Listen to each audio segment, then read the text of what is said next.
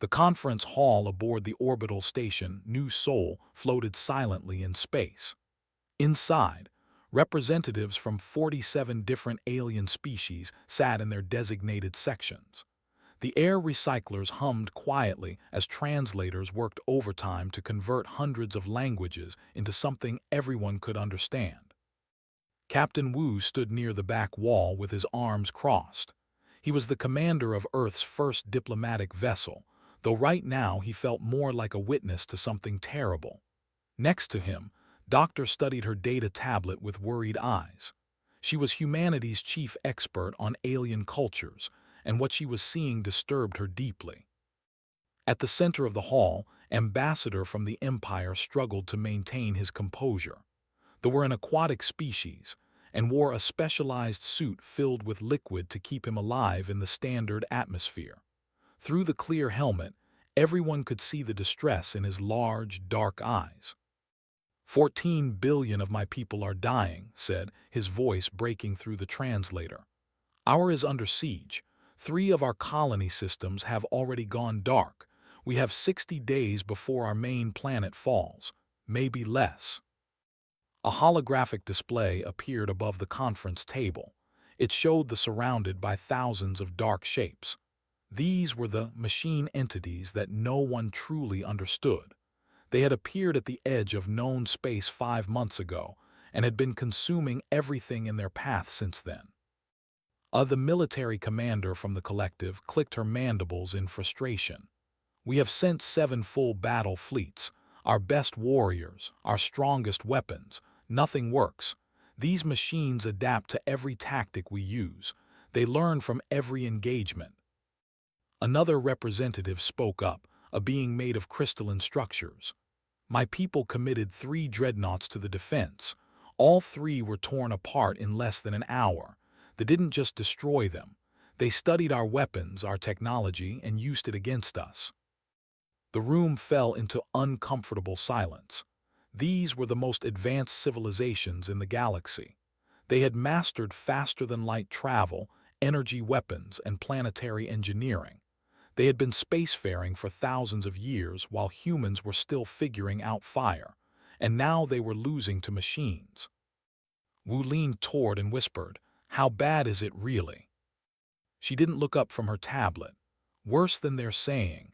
I've been analyzing the battle reports. The coalition has lost 40% of its combined military strength in 5 months. At this rate, they will reach coalition core worlds within a year." Ambassador 1, Earth's senior diplomat, sat in humanity's designated seat. He was an older man with gray hair and calm eyes that had seen many difficult negotiations. He had been mostly silent during the meeting, listening and observing. This was humanity's way.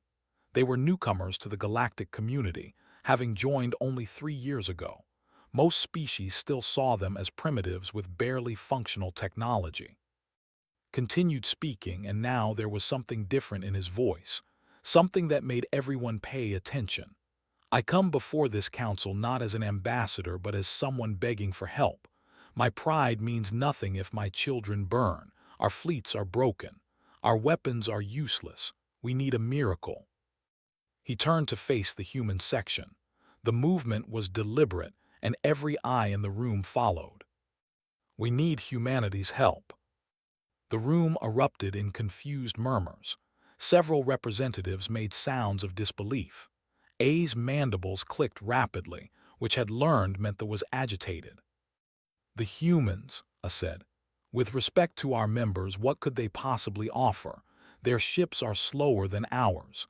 Their weapons are kinetic projectiles. They haven't even mastered basic energy shielding yet." Another voice joined in. "They've been in space for barely a century. What do they know of warfare on this scale?" Didn't back down.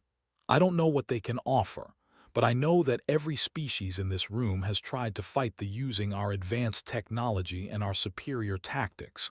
We have all failed. Perhaps what we need is not more advancement but something different, something we haven't considered." Ambassador 1 stood up slowly. The room quieted. He had a presence about him that commanded attention despite humanity's junior status in the coalition. Ambassador honors us with his request, one said carefully. However, this is not a decision Earth can make lightly. We would need to consult with our military command and our government. We would need 48 hours to review your battle data and assess whether we have anything useful to contribute. 48 hours, I scoffed. To reach a decision, we don't have time for primitive bureaucracy. One's expression didn't change. Nevertheless, that is what we require. We will not make promises we cannot keep. The coalition chairman, a floating entity composed of electromagnetic fields, pulsed in agreement. The request is reasonable. We grant humanity 48 hours. This council will reconvene then. As the meeting ended and representatives began filing out, Wu noticed something interesting. Many of the aliens were giving the human delegation strange looks. Some seemed curious. Others appeared skeptical or even amused. They clearly didn't believe humans could help where advanced civilizations had failed. Approached Ambassador One before leaving. Up close, Wu could see that was exhausted. The liquid in his suit seemed cloudier than it should be. "Thank you for considering our plea," said quietly. "I know we appear desperate. That's because we are. I have family on the children. If you can help in any way at all, please do." One placed a hand on the shoulder. "We will review everything carefully. If we agree to help, it will be because we believe we can make a difference, not to give false hope." After left, the three humans remained in the conference hall, pulled up more data on her tablet. "Captain, I've been studying how the coalition fights. Every species uses some variation of the same principles. Organized formations, predictable tactics. They fight with precision and honor. It's all very civilized." And the Wu asked. "Pure logic. They analyze patterns and adapt. They're perfect at countering conventional warfare because conventional warfare is predictable." She looked up at him with worried eyes. "The coalition needs something unpredictable, something illogical." Ambassador One stood looking at the holographic display of the besieged. He was silent for a long time. Finally, he spoke without turning around. "They're asking for our help, but they don't understand what that means. They see us as primitive. They have no idea what humans are truly capable of." Wu felt a chill run down his spine. He had served in Earth's military during the resource wars. He had seen what humans did when their backs were against the wall, the tactics they used, the lines they crossed. "Sir," Wu said carefully, "if we help them, they're going to learn things about humanity that can't be unlearned." One turned to face him. "I know, that's what concerns me, but 14 billion innocent people are dying. What would you have us do?" Closed her tablet. "The coalition thinks of us as children playing with primitive toys. They're about to discover that humans have been fighting wars since before we could speak. We've had 10,000 years to perfect the art of destroying each other." The three of them stood in silence, looking at the tactical display. The machines surrounded them like a swarm of locusts. Somewhere down there, billions of civilians waited for a miracle. Wu thought about his orders, about the responsibility they carried. He thought about what Earth would likely decide to do. And he thought about how the galaxy would change once the other species truly understood what humanity brought to the coalition. "They want our help," he said quietly. "They're going to get it, but they have no idea what they're asking for. They've never seen humans at war." The words hung in the air like a warning. Ambassador One transmitted a secure message to Earth requesting an emergency session of the War Council. Within hours, the most powerful military minds on Earth would gather to discuss the coalition's request. And once they made their decision, nothing would ever be the same. Deep beneath the city of Seoul, 500 meters underground, Earth's War Council gathered in a secure chamber. The room had been built during the resource wars when humanity had nearly destroyed itself. Now it served a different purpose, though the weight of its history hung heavy in the recycled air. General sat at the head of the long table. He was a man in his 60s with scars on his hands from battles fought decades ago. Around him sat 12 of the most experienced military minds on Earth, along with intelligence operatives and strategic analysts. At the far end, Ambassador 1 appeared on a holographic display, transmitting from the orbital station. "Show us everything," General said. For the next hour, the Council reviewed data from the Coalition's battles against the tactical reports, weapon analyses, fleet movements, death tolls that climbed into the billions. The numbers were staggering. The implications were terrifying. Minister Min, Earth's Secretary of Unconventional Warfare, studied the reports with increasing interest. She was younger than most in the room but had earned her position through brilliant strategic thinking during the African crisis. "They fight like we used to," she said quietly, "before we learned better." "Explain," the general ordered. She stood and gestured to one of the holographic battle displays. "Look at this engagement. The Coalition sends in a battle group, standard formation, predictable approach vectors. They announce their intentions clearly to avoid civilian casualties. They follow rules of engagement strictly." She paused. "And they get slaughtered." Another voice spoke up. This was Agent Ho, an intelligence operative whose specialty was psychological operations. He was a thin man who rarely raised his voice but whose ideas were often the most dangerous in any room. "The Coalition species have been at peace with each other for centuries. They have rules, conventions, honor codes. They fight the way civilized beings fight." "And they don't care about civilization," someone else added. General leaned back in his chair. "We've fought machines before, automated defense systems, AI-controlled weapons. What makes these different?" A technical analyst brought up new data. "They have adaptive learning algorithms that are beyond anything we've seen. They don't just counter our tactics, they predict them. Every engagement makes them smarter. The Coalition keeps throwing the same types of attacks at them, just with more force. The machines are learning from every single one." Minister Min smiled, though there was no humor in it. "So the Coalition needs to stop being predictable. They need chaos, randomness, strategies that don't make sense." "They need humans," Agent Ho said simply. The room fell silent. Everyone understood what that meant. Everyone knew what humans had done to each other over the centuries. The wars, the genocides, the terrible innovations in killing that humanity had perfected through thousands of years of conflict. General looked at each person in turn. "If we do this, if we show the galaxy what humans are capable of in war, we can't take it back. Right now they see us as primitive but peaceful. They'll learn differently." 14 billion will die if we do nothing," Ambassador 1 said from the holographic display. "And they won't stop there. They'll consume everything, including Earth eventually." A colonel spoke up, a woman named Haywon who had lost her entire unit during the resource wars. "The Coalition fights with honor. They announce their attacks. They avoid civilian areas. They follow protocols." She looked around the table. "We need to teach them how to fight without honor, how to be unpredictable, how to win at any cost."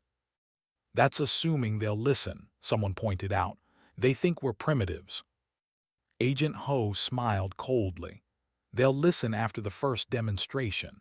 The question is whether we're willing to show them." Minister Min pulled up another display. "I've been analyzing this decision-making patterns.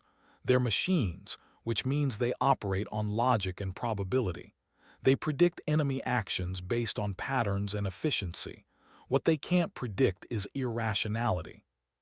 "You want us to fight crazy," General said. "I want us to fight human," she corrected.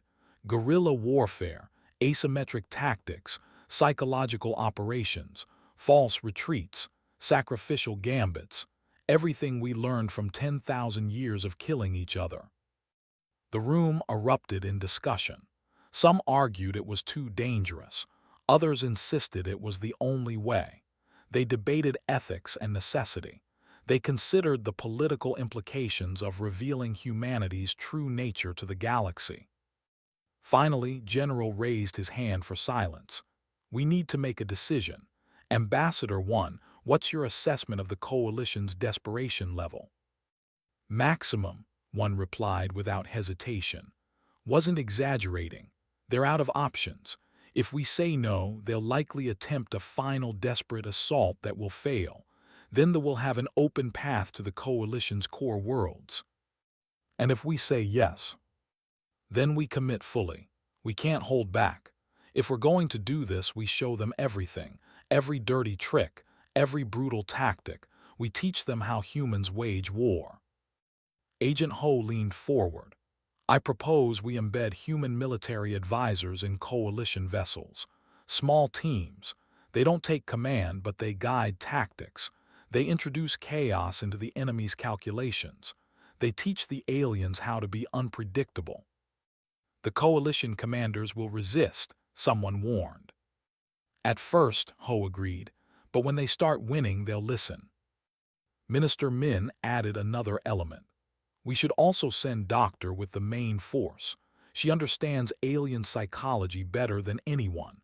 She can help translate our methods into something the coalition can accept, make it less shocking. Nothing will make this less shocking, Haywon said quietly. When they see what we do, how we think, what we're willing to sacrifice, they'll never look at humans the same way again. General stood up. I'm calling for a vote. All in favor of accepting the coalition's request and providing full military assistance, including the introduction of human warfare doctrine. One by one, hands rose. When the count was done, the decision was unanimous. Then it's decided, the general said. Minister Min begins selecting our teams. I want our best special forces, psychological warfare specialists, and tactical innovators. People who can think outside the box because the box doesn't exist for them. He turned to the holographic display. Ambassador 1, inform the coalition that Earth accepts their request, but make it clear that we'll be operating under human command protocols. They want our help, they get it our way. Understood, General. And 1, tell them to prepare themselves. They think they know what warfare looks like. They're wrong. After the council adjourned, Minister Min and Agent Ho remained in the chamber. They began pulling up personnel files, looking for the right people for this mission. Soldiers who had seen the worst of human conflict. Tacticians who understood that victory sometimes required terrible choices. We're about to change everything, Min said softly. The coalition's image of humanity, our place in the galaxy, everything.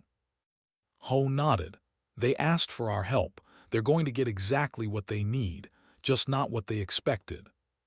Far above them, on the orbital station New Seoul, Captain Wu received new orders. He read them 3 times, each time hopping he had misunderstood. But the words were clear. He was being given command of a joint coalition fleet with human military advisors embedded in every ship. His mission brief was disturbingly simple. Teach the coalition how humans wage war. Doctor found him staring out at Earth through the observation window. She had received her own orders. She would be accompanying the military force as a cultural liaison, helping the aliens understand what they were about to witness. They're really doing this, she said, standing beside him. Yes. The coalition has no idea what's coming. No, Wu agreed. They see us as backwards, primitive. They think our weapons are crude and our ships are slow. They don't understand that those things don't matter. It's not about technology. It's about mindset, finished. About being willing to do things that civilized species won't do. They stood in silence for a moment, watching their home planet spin slowly in space. Somewhere down there, teams were being assembled. Soldiers who knew how to fight without rules. Tacticians who understood that survival sometimes meant abandoning honor. I studied the coalition's military history, said. They've been fighting wars for thousands of years, but they've always fought with restraint, with rules. They've never faced an enemy like the before, and they've never fought alongside humans before. Wu turned to look at her, Are you having second thoughts? Yes, she admitted. But I'm going anyway. Someone needs to help them understand, to make them see that what we're about to do isn't evil, it's survival. Will they see it that way? She smiled sadly. Probably not. But maybe after we save their 14 billion people, they'll forgive us for showing them who we really are. The next day, Ambassador 1 appeared before the Galactic Coalition Council and delivered Earth's response. He explained that humanity would provide military assistance, but that coalition forces would need to accept human tactical doctrine. The alien representatives agreed, though many looked skeptical. How much could primitives really teach advanced civilizations about warfare? They would soon find out, and the galaxy would never be the same. The joint coalition fleet assembled at the edge of the system 3 days later, 70 ships from 12 different species, with human advisors now aboard each vessel. Captain Wu commanded from his ship but real coordination was happening through dozens of small human teams scattered throughout the fleet. Commander Bora stood on the bridge of a cruiser, surrounded by aquatic aliens who regarded her with a mixture of curiosity and doubt. She was a compact woman with alert eyes and a reputation for solving impossible problems. Behind her, 3 other human soldiers studied the tactical displays with interest. Captain X, the fleet captain, gestured to the main screen with a webbed hand. They have established a defensive perimeter around our standard procedure would be to punch through with our capital ships here, here, and here. He indicated 3 points on the display. We coordinate our attack for maximum impact. Bora studied the display and then did something that shocked everyone in the room. She laughed. With respect, Captain, that's exactly what the machines expect you to do. They've seen this attack pattern 17 times already. They'll counter it before you even begin. X's suit bubbled with agitation. Then what do you suggest? This is basic military strategy. Concentrate force at weak points. Overwhelm defenses through superior firepower. Basic strategy is predictable strategy, Bora replied. She turned to her team. Corporal Yang, show them chaos theory. Yang was a young man with an easy smile that hid a dangerous mind. He was an explosives expert who thought about destruction the way artists thought about paint. He pulled up a new tactical display that looked nothing like traditional battle plans. This is what we call adaptive chaos, Yang explained. Instead of one coordinated assault, we launch 37 separate attacks at random intervals. No pattern, no predictability. Some are real, some are decoys, some are sacrificial. The machines won't know which to prioritize. An officer in the room made a sound of disbelief. That's not warfare, that's madness. How do you coordinate such chaos? That's the point, Bora said. You don't coordinate it. Each team has autonomy to act based on what they see. We give general objectives, not specific orders. The enemy can't predict what we'll do because we don't know ourselves until we do it. The briefing continued for hours. The coalition officers grew increasingly uncomfortable. Everything the humans proposed violated their understanding of proper military conduct. Random attacks, false retreats, deliberately sacrificing ships to create opportunities, using confusion as a weapon. Finally, X spoke up. This is not how civilized beings fight wars. Bora met his eyes. No, it's how humans fight wars, and humans don't lose. The assault began at an hour chosen by random number generator. No advance warning, no formal declaration. The coalition fleet simply attacked. But it wasn't one attack, it was chaos. 3 small frigates broke formation and charged directly at the blockade. The machines moved to intercept, calculating firepower and trajectories. Then the frigates exploded before they could even fire. They were decoys, packed with electromagnetic warfare equipment that scrambled sensors across a huge area. While the machines were still processing this, 12 more ships attacked from a completely different direction. These were real attacks, hitting hard and fast, then retreating before they could respond effectively. On this bridge, Captain Wu watched the battle unfold with grim satisfaction. Doctor stood beside him, monitoring the coalition officers' reactions from across the fleet. What she saw disturbed her. "They're terrified," she reported. "Not of us. They don't understand what we're doing." "They will," Wu replied.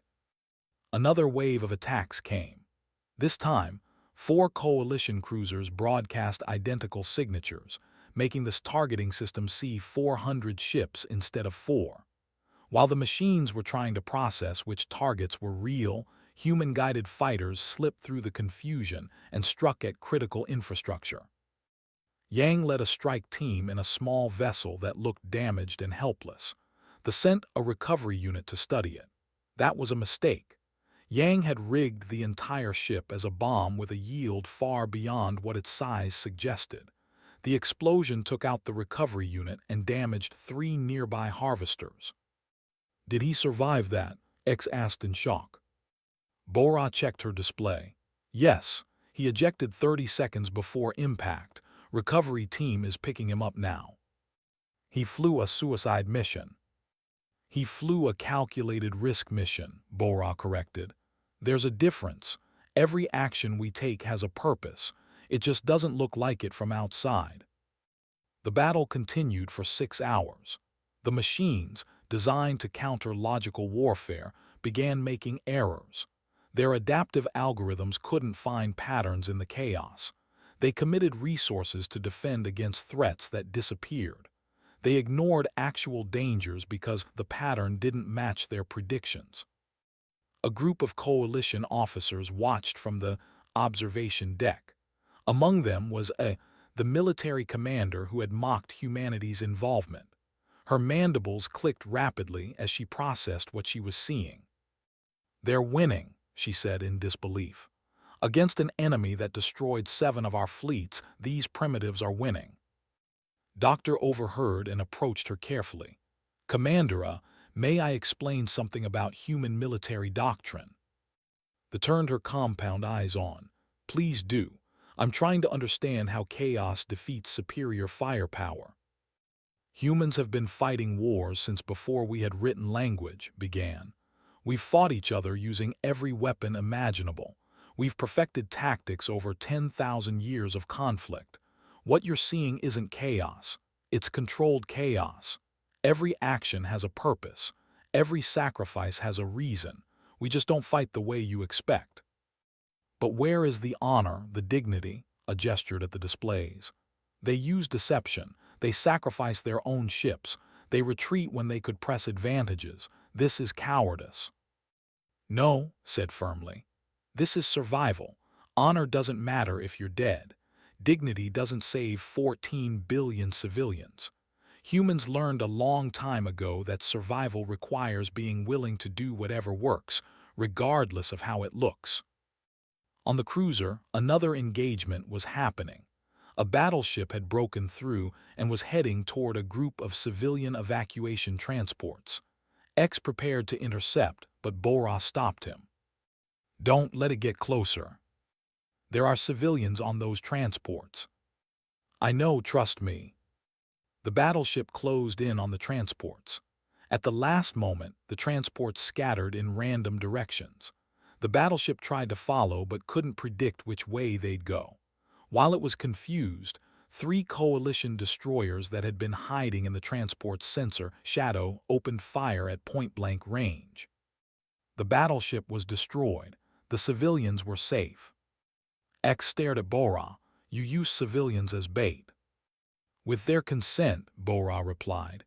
"We explained the plan. They understood the risk and agreed. That's what survival looks like, Captain. It's not pretty, it's not honorable, but it works."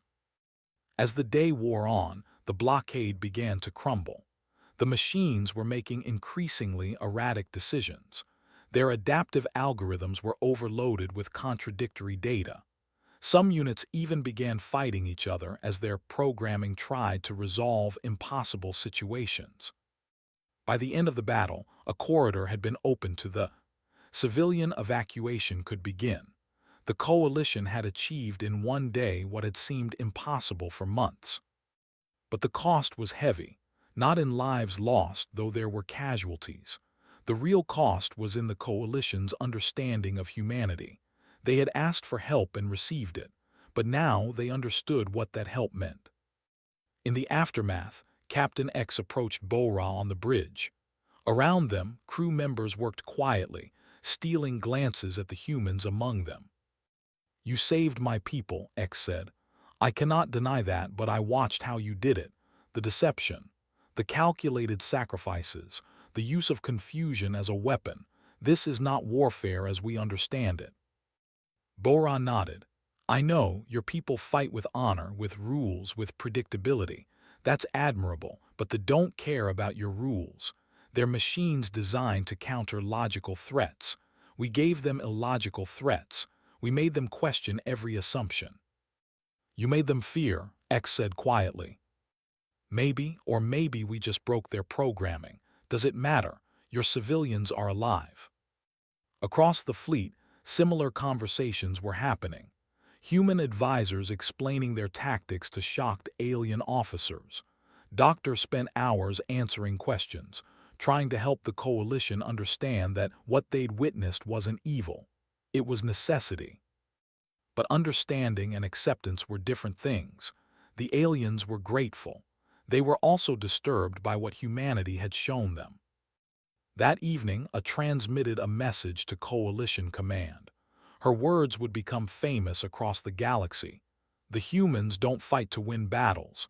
They fight to make the enemy question everything, including their own existence." On the Captain Wu received a transmission from Earth.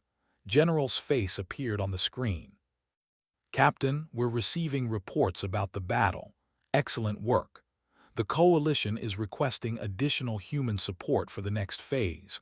They want us to help with the planetary liberation." Wu felt his stomach tighten. "Sir, the next phase will be even worse. Urban warfare, civilian areas.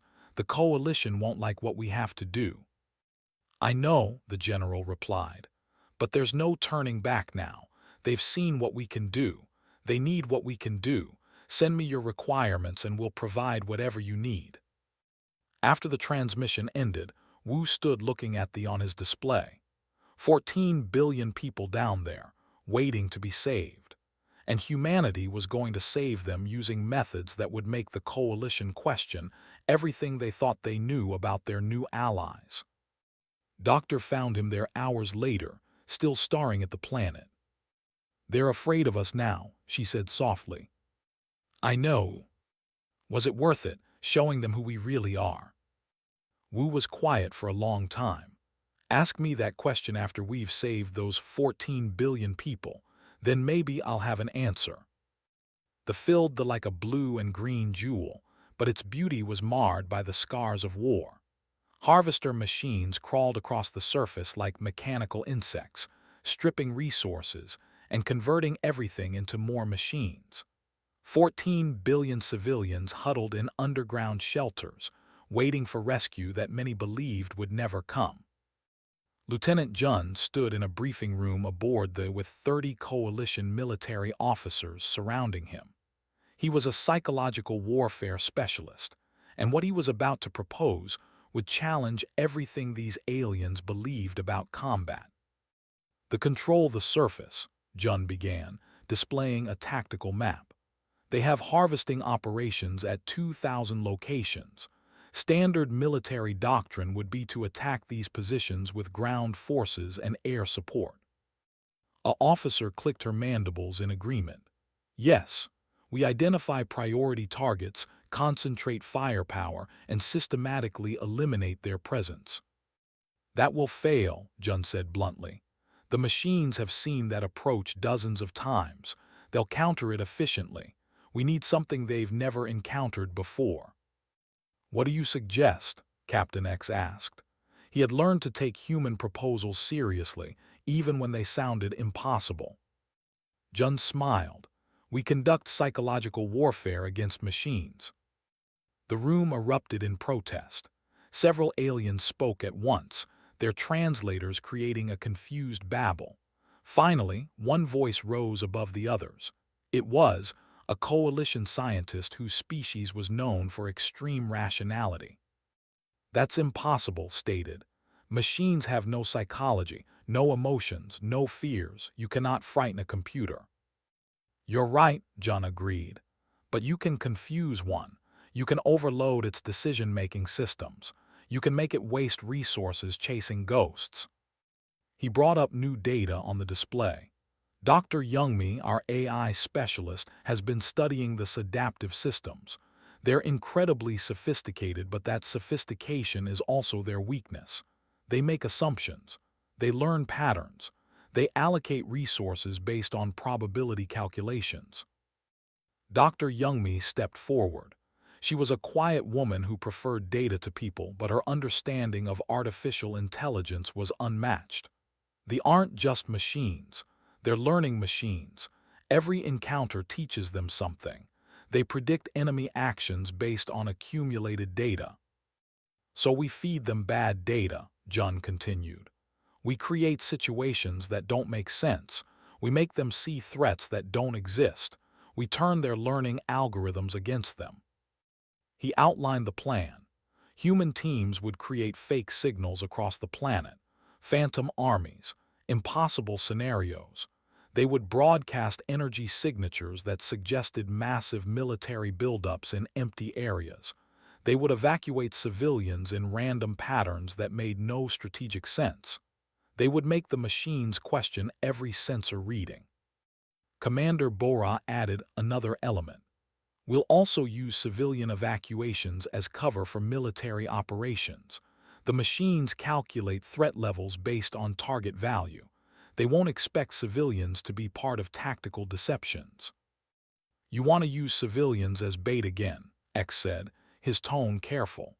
The last time humans had suggested this, it had worked but had left him deeply uncomfortable.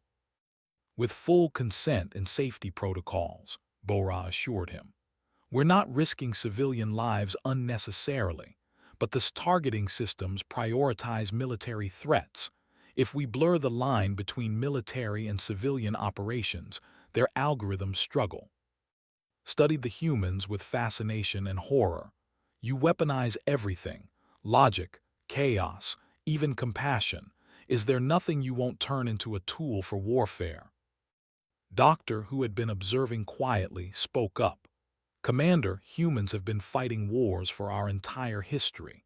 We've learned that survival requires using every advantage, every resource, every idea. It's not that we want to weaponize compassion. It's that we've learned how to survive when nothing else works." The plan was implemented over the next 48 hours. Human technical teams worked with coalition specialists to create the most sophisticated misinformation campaign ever attempted against an AI enemy. On the planet's surface, small human units deployed sensor equipment that created false readings, energy signatures that suggested entire battle groups, heat patterns that looked like troop movements, electromagnetic emissions that mimicked weapons charging. None of it was real, but the sensors couldn't tell the difference. The machines responded exactly as predicted. They diverted forces to defend against phantom threats. They repositioned harvesters to avoid imaginary armies. They wasted computational resources trying to make sense of impossible data. Meanwhile, real evacuation operations began in sectors that had deprioritized. Civilian transports lifted off from underground shelters in patterns that seemed random, but were actually carefully coordinated. The machines watched, but didn't interfere because their algorithms calculated the civilians as low-priority targets. Corporal Yang led a ground team into one of the largest harvesting sites. His mission was to plant a device that would broadcast false information directly into the machine's communication network, getting there required sneaking past dozens of units. "How do we hide from sensors that can detect a mouse from orbit?" asked one of his team members, a young soldier named Min. "We don't hide," Yang replied with his characteristic smile. "We make them think we're something we're not." They wore specialized suits that broadcast energy signatures matching harvester drones. To the machine's sensors, the human infiltration team looked like friendly units. The deception wouldn't hold up under close inspection, but it didn't need to. They just needed to get close enough. They reached the central communication hub and planted Yang's device. It was a masterpiece of psychological warfare engineering, designed by Dr. Youngmi herself. Once activated, it would feed the network contradictory information about resource locations, threat assessments, and tactical priorities. Back on the, Youngmi monitored the results. "It's working," she reported. "They are receiving our false data and treating it as genuine intelligence. Their resource allocation is becoming increasingly inefficient." Captain Wu watched the tactical displays with satisfaction. Red indicators showing positions began moving erratically. Some units were heading to defend empty locations. Others were abandoning actual strategic positions. The machine's perfect logic was breaking down under the weight of impossible information. Lieutenant Jun explained what was happening to the coalition observers. The learning algorithms are designed to improve with each engagement, but we're teaching them wrong lessons.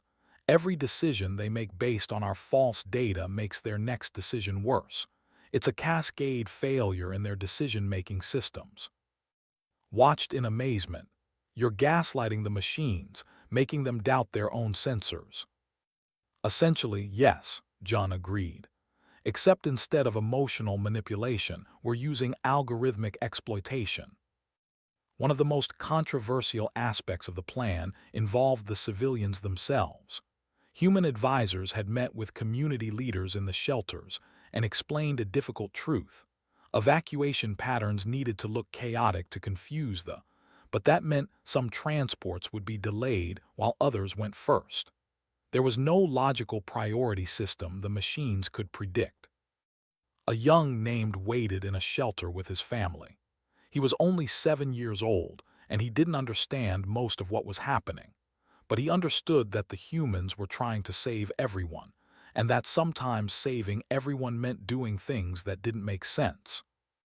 When his family's transport was finally called, they rushed to the surface. Saw his first human soldier there, a woman named one who was coordinating the evacuation. She knelt down to his level. "Are you scared?" one asked through a translator. Nodded. "That's okay. Being scared is smart. But you're safe now. See those ships?" She pointed to the transports. "They're going to take you somewhere the bad machines can't reach." "Why are the machines so confused?" asked. "My teacher said they were smart." One smiled. "They are smart, but sometimes being too smart is a problem. They think too much about what makes sense. We're showing them things that don't make sense, so they don't know what to think anymore." As evacuation operations continued, this behavior became increasingly erratic. Some harvester units began fighting each other over resource allocation disagreements. Others shut down completely, their systems overwhelmed by contradictory data. A few even from the planet entirely, calculating that the mission was no longer viable. In the Coalition Command Center, officers watched in stunned silence. They were winning without firing a shot. The enemy was destroying itself. Commander approached Doctor with a question that had been troubling her. "How do you live with this?" "With what?" asked. "With the knowledge that your species is so good at deception, at manipulation, at turning even kindness into a weapon. You saved my people by using civilians as part of your tactical plans. You confused the enemy by making nothing trustworthy. How do you live knowing what you're capable of?" Was quiet for a long moment. "We live with it because the alternative is extinction. Humans have fought wars against each other for thousands of years. We've used every weapon imaginable. We've crossed every line. We've done terrible things to survive. And we learned that survival doesn't come from being the strongest or the most advanced. It comes from being willing to do whatever works. Even if it costs your honor. Especially then, honor is a luxury. It's something you can afford when you're winning. When you're losing, when billions of lives hang in the balance, honor becomes irrelevant. All that matters is survival. A clicked her mandibles thoughtfully. Your species terrifies me. Good, said softly. Fear keeps you cautious, and caution keeps you alive. That's another lesson humans learned. By the end of the third day, the presence on the had collapsed, not through military might, but through psychological warfare that exploited the machine's own intelligence against them. Civilian evacuations were 90% complete. The remaining units were scattered and ineffective. Captain Wu received a transmission from General on Earth. The General's expression was serious. Captain, the Coalition is requesting human assistance with a final operation. They want to ensure the never return, but what they're proposing, he paused, it will require difficult decisions. How difficult, sir?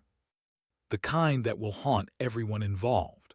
The kind that makes everything we've done so far look merciful by comparison. Wu felt ice in his stomach. I understand, sir. What are the orders? Phase 3 is authorized. I'm transmitting the details now. And Captain, this is where the Coalition learns the full cost of human help. After the transmission ended, Wu read the Phase 3 protocols. His hands shook slightly as he absorbed the implications. Doctor found him an hour later, still staring at the orders. They're asking us to do it, aren't they? She said quietly. The one thing we hoped we wouldn't have to do. Yes, scorched earth, total denial of resources. That means destroying everything the need, even if it means destroying civilization in the process. Wu nodded slowly.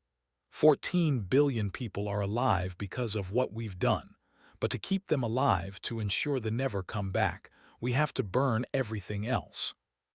The Coalition War Council assembled aboard the inn, an atmosphere thick with tension. Captain Wu stood before representatives from a dozen species, with Doctor at his side. On the main display, the rotated slowly but still beautiful, for now. Admiral Haywan appeared via holographic transmission from Earth. She was an older woman whose face carried the weight of too many difficult decisions. She had commanded forces during Earth's resource wars, when humanity had come close to destroying itself. She understood sacrifice in ways most people never would. Phase 3, Wu announced, requires a decision that only they can make. Ambassador floated in his liquid-filled suit, surrounded by his species' military leadership. What decision? Haywan spoke, her voice heavy with regret. They have been driven from your world, but they haven't been destroyed. Our analysis shows they will return within 6 months, probably with greater force. They've learned from this encounter. They'll adapt. And next time our psychological warfare tactics won't work as well. Then we prepare better defenses, suggested Captain X. That won't be enough, Wu said. They are drawn to resource-rich planets. Yours is exactly what they want. Rare minerals, advanced infrastructure, energy production facilities. As long as those things exist, they'll keep coming back. The silence in the room was absolute. Everyone understood what was being suggested, but no one wanted to say it out loud. Dr. Youngmi brought up detailed analysis on the displays. This decision-making is based on resource acquisition efficiency. If a planet costs more to harvest than it provides, they move on. We need to make you worthless to them. You want us to destroy our own planet, said quietly. Not the planet, Admiral Haywan clarified. Your people, the ecosystems, those will survive. But your cities, your infrastructure, your industrial centers, your cultural monuments, everything you've built over thousands of years. Yes, that needs to be destroyed. The Coalition representatives erupted in protest. A's mandibles clicked furiously. His rational composure cracked.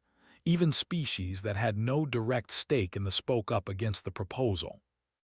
Commander Bora let them voice their objections. Then she spoke with quiet authority.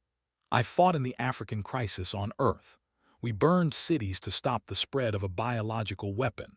We poisoned our own water supplies to deny them to the enemy. We destroyed infrastructure our ancestors had built over centuries, and we survived because we were willing to do what survival demanded. That's barbaric, someone protested. Yes, Bora agreed. It is. But barbarism that preserves life is better than civilization that ensures death. Admiral Haywan addressed directly. I know what I'm asking. I've been where you are now. During Earth's resource wars, my home city was under siege. We had a choice: defend it and watch everyone die, or burn it ourselves and evacuate. We chose to burn it. Every building, every park, every monument, everything I had known my entire life. And was it worth it? Asked. I'm alive to have this conversation, so yes, though there are nights I still dream about the fires. She paused. Your civilization isn't in those buildings, Ambassador, it's in your people. Culture can be rebuilt. Knowledge can be preserved. But the 14 billion we've evacuated, they're irreplaceable. Save them. Let the buildings burn. The delegation requested time to consult among themselves. For 6 hours, they debated in private while the coalition fleet waited in orbit. Finally, returned with his answer. We agree, he said, and his voice broke slightly. Destroy it all, make our world worthless, keep our people alive. The operation began immediately. Human military engineers worked with coalition specialists to identify every strategic asset on the planet. Industrial facilities, mining operations, power generation stations, research centers, even the great cultural monuments that had stood for. Lieutenant Jun coordinated the psychological aspect of the operation. We're not just destroying infrastructure, we're sending a message to we're telling them that this species would rather destroy everything than let them have it. That's a statement about determination, about willingness to sacrifice. Corporal Yang led demolition teams to major cities. The work was methodical and heartbreaking. Buildings that had taken generations to construct came down in seconds. Ancient libraries were evacuated of their contents, then reduced to rubble. Factories that had produced art and technology for centuries disappeared in controlled explosions. On one demolition site, Young watched from an evacuation transport with his family. He saw humans placing explosives on buildings he had known his entire life. His school, the park where he played, the hospital where he was born. Doctor noticed the child watching and sat beside him. This must be hard to see. Nodded, his large eyes filled with tears. Why do they have to break everything? Because sometimes, said gently, to keep something safe you have to let it break.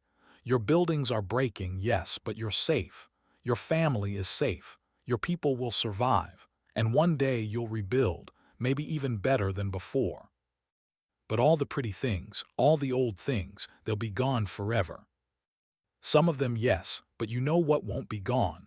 The memories, the stories, the knowledge of how to make pretty things and old things. Those live in people, not in buildings. As long as your people survive, your culture survives. The child thought about this. Are the humans scared of the bad machines? Smiled sadly. Yes, we're very scared, but we learned something important a long time ago. Being scared is okay. What matters is what you do when you're scared. Do you run away, or do you do what needs to be done even when it's hard? The humans do what needs to be done, said. Yes, and today what needs to be done is hard, but it's right. The destruction continued for 3 days. Controlled demolitions removed every structure the might find valuable. Mining operations were collapsed. Refineries were dismantled. Even the orbital infrastructure was destroyed, falling from the sky in controlled burns. Watch the operation with scientific fascination and moral horror. You're systematically erasing a civilization's physical presence from existence. We're ensuring its survival, Captain Wu corrected. There's a difference. Is there? When historians look back at this day, they'll see the death of civilization as it existed. No, Wu said firmly. They'll see the day 14 billion chose survival over sentiment. They'll see the day they learned what humans have known for, That civilization is people, not places. That culture is ideas, not buildings. That survival requires terrible choices, but death requires none. On the final day, Admiral Hay-1 transmitted one last message to the people. It was broadcast across all evacuation ships. People of the Empire, I am Admiral Hay-1 of Earth. Today you've watched your world change forever. You've seen your cities fall, your monuments crumble, everything your ancestors built reduced to nothing. And I know this breaks your hearts because it broke mine when I had to do the same to my own home. She paused, choosing her words carefully. But I want you to understand something. What you've lost today is material, stone and metal and composite materials. What you've saved is everything that truly matters, your people, your children, your future. You've shown the galaxy what real strength looks like, not the strength to build, not the strength to fight, the strength to sacrifice everything to ensure survival. Humanity welcomes you to a club we've been members of for thousands of years, the club of species that have burned their own cities, that have poisoned their own wells, that have destroyed what they loved to save what they needed. It's not a proud club, it's not an honorable club, but it's a living club, and that's what matters. As the last demolition charges fired and the final structures collapsed, the long-range sensors detected the changes. Their algorithms processed the data. Their learning systems analyzed the situation. And then, exactly as predicted, the planet that had been so valuable was now worthless. Harvesting it would cost more than it would provide. They moved on to easier targets. In the aftermath, the coalition convened an emergency session. An entity named, an ethics investigator from a species of pure energy beings, had been assigned to compile a report on human military involvement. His findings would change how the galaxy viewed humanity forever. My report is complete, announced to the assembled representatives, and its conclusions are disturbing. Humanity's most dangerous weapon is not their technology, which is inferior to ours. It is not their physical strength, which is unremarkable. It is not even their tactical innovation, though that is considerable. He paused for effect. Humanity's most dangerous weapon is their willingness to sacrifice anything for survival. They will burn their cities, poison their worlds, use their civilians as tactical assets, employ psychological warfare against any opponent, and discard every rule of civilized behavior if it means staying alive. They call it pragmatism. I call it terrifying. The room was silent. Many representatives looked uncomfortable. They had seen humans in action. They had benefited from human help, and they had learned things about their new allies that they wished they could unlearn. Spoke up, his voice carrying across the chamber. The investigator is correct. Humans are terrifying. They weaponize everything. They have no line they won't cross. They will do anything, absolutely anything, that survival demands. He paused. And because of that, 14 billion of my people are alive today, because humans were willing to do what we couldn't, make the terrible choices, bear the moral weight, carry the burden of sacrifice. He turned to face the human delegation. You showed us who you are, you showed us what you're capable of, you terrified us, and you saved us. I don't know if I should thank you or fear you, perhaps both. Ambassador 1 stood to respond. Ambassador, the galaxy has seen what humans do when survival is at stake. We don't apologize for that. We've learned through thousands of years of conflict that survival has no rules, no honor, no limits. We do what works because the alternative is extinction. But I want the coalition to understand something important, he continued. You didn't just see our capacity for ruthless pragmatism. You also saw our commitment to protecting life. Every terrible thing we did to save people. Every rule we broke to ensure survival. Humanity is dangerous, yes, but we're dangerous in defense of life, not in pursuit of conquest. Clicked her mandibles thoughtfully. The question becomes, can we trust a species this dangerous? Can you afford not to? One replied. They are still out there. Other threats will emerge. And when they do, when you need someone willing to make impossible choices and bear unbearable burdens, who will you call? Young, watching the proceedings from the observation gallery with his family, tugged on his arm during a recess. "Ambassador, I have a question." The ambassador knelt down. "What is it, young one?" "The humans are scary, but I'm glad they're on our side. Is that okay?" Was quiet for a moment. Then he smiled, a gesture that didn't quite translate from his aquatic features but carried warmth nonetheless. "Yes, young, that's very okay. That might be the thing anyone has said today." Years later, the had been rebuilt. New cities rose where old ones had stood, incorporating both traditional beauty and practical human engineering. The culture had survived, adapted, and in some ways grown stronger. But across the galaxy, the story of the rescue became legend. When the coalition faced new threats, military planners no longer asked, "Can we defeat this?" They asked, "Should we ask the humans for help?" And every species that heard that question understood what it meant. Asking for human help meant victory, but it also meant witnessing what survival looked like when every rule was discarded, every line was crossed, and every sacrifice was made. Humanity had shown the galaxy their most dangerous weapon, not a device, not a technology, but a willingness to do whatever survival demanded, no matter the cost. And the galaxy would never forget. Captain Wu stood in his quarters aboard the one final time before returning to Earth. Doctor stood with him, looking at the image of the rebuilt on his display. "Was it worth it?" she asked, "showing them who we really are?"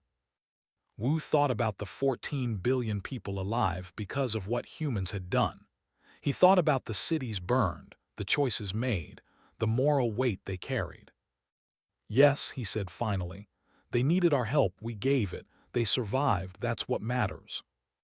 They'll never trust us completely. No, but they'll know we keep our promises. When we say we'll help, we help, even if it means doing terrible things, even if it means carrying burdens no one should have to carry." He turned to face her. "That's what it means to be human. We bear the weight so others don't have to." Somewhere in the galaxy, they continued their endless harvest, but they avoided space now. The algorithms had learned a valuable lesson. Some species were willing to destroy everything rather than be consumed. And those species had a name. They were called humans.